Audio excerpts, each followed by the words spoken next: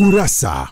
Mtazamaji wa EATV, karibu katika Kurasa, upate dakika chache za kufahamu machache kati ya mengi yaliyotufikia mezani kwetu kwa hii leo. Na tuanze kupekulia kurasa kwa hili. Wamiliki wa magari jijini Dar es Salaam wamelalamikia tabia baadhi ya maafisa wa ukusanyaji ushuru wa maegesho ya magari kuandikia tozo za maegesho bila hata kuwajulisha madereva magari hayo, wakati ambao wanakuwa wamesimama kwa muda kwenye maeneo maalum ya kupata huduma mbalimbali za kijamii.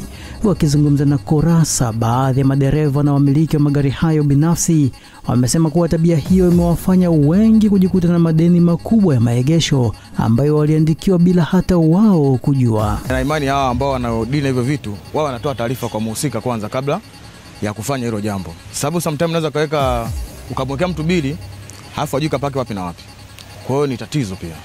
Kwa hiyo vizuri ni mtu ukimpa taarifa au ukamkuta kwenye gari. Kama hujamkuta kwenye gari usiweke. Serikali ungetuandalia mfumo mzuri kwamba mtu endapo bwana wafanyakazi unaposkani tunapata ujumbe wa message. Sababu mwingine mtu anakuta amepaki ndani ya dakika moja, anakuja mtu anaskana bila taarifa na wewe hujui.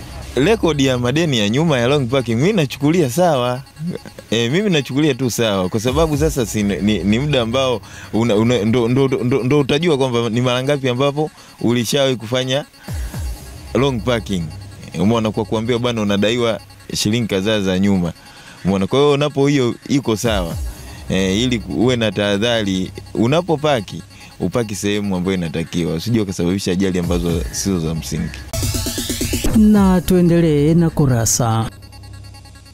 Changamoto za ugumu wa maisha, matatizo kwenye mahusiano ya kimapenzi na msongo wa mawazo vimetajwa kuwa vinachangia kwa kiasi kikubwa vijana wengi kutumbukia kwenye ulevi wa pombe kupindukia ili walau wasahau kwa muda matatizo yanayowakabili.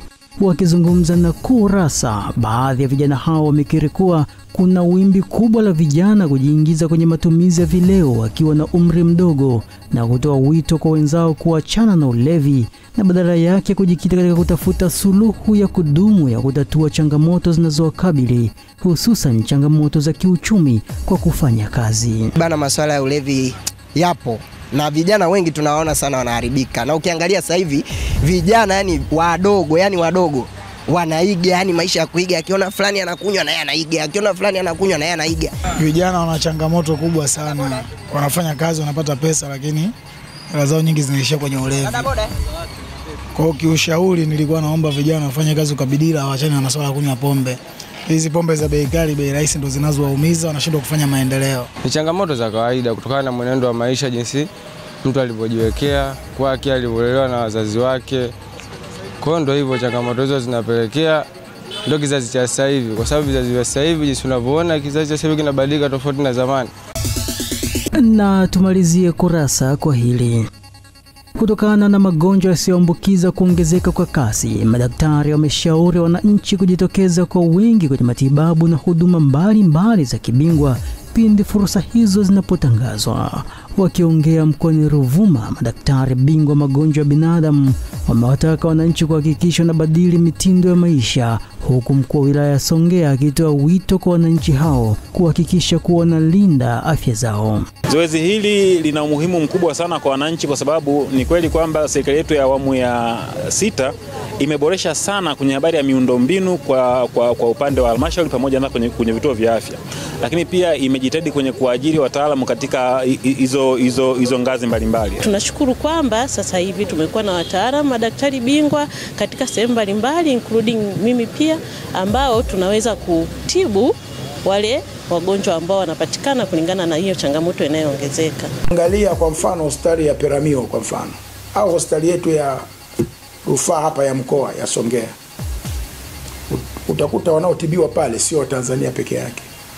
Wapo wagonjwa kutoka Msumbiji, wapo wagonjwa kutoka Malawi, na hii inaonyesha ni jinsi gani nchi hii Jamhuri ya Muungano wa Tanzania ilivyopiga hatua kubwa sana katika sekta ya afya ukilinganisha na wenzetu. Na tumekufungulia na kukufungia Kurasa kwa hayo machache kati ya mengi yaliyotufikia mezani kwetu kwa hii leo. Kesho je, kuna nini? tafadhali usikose kuangalia Kurasa, na kwa niaba ya wale wote walioshiriki kuletea Kurasa kwa siku hii ya leo, mimi naitwa Abel Kilumbu. Endelea kufuatilia vipindi bomba na makini kutoka hapa EATV.